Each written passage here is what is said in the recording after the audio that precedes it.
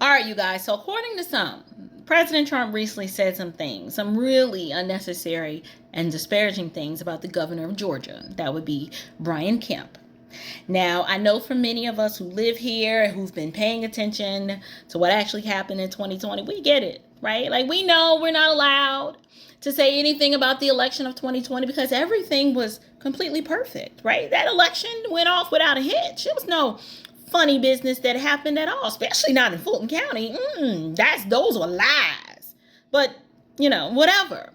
But too many of my conservative leaning friends, my Republican friends, even those of you who are registered independents, and you just can't get past some of the things that Donald Trump says. Let me help you, okay? Because trust me, I'm not from the government, but I am here to help. I am a subject matter expert on what it is that you are witnessing happening from Trump. And it happens from time to time. And yeah, I get it. He just rubs you the wrong way. So let me help you.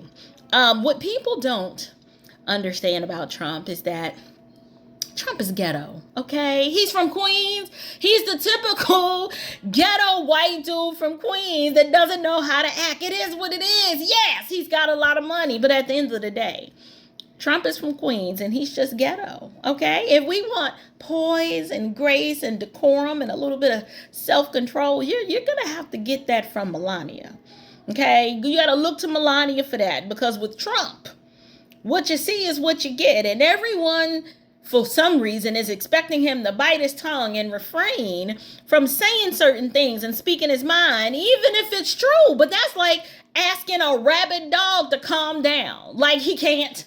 Okay, at that rally, when he said what he said about Kemp, he was in rabid mode. Okay, he was foaming at the mouth, and you can't do anything when he's like that. You just have to accept it. Okay, and I realized a long time ago. Okay, I accept Trump, flaws and all, because I'm from New York, right? And I understand exactly who he is. Yes, he may be rich. He may be a white guy, but he's ghetto.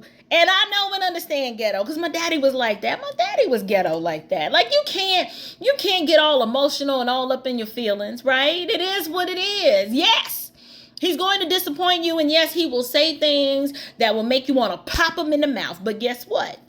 What are you going to do? You're going to vote for the communist that can't defend herself, let alone an entire nation?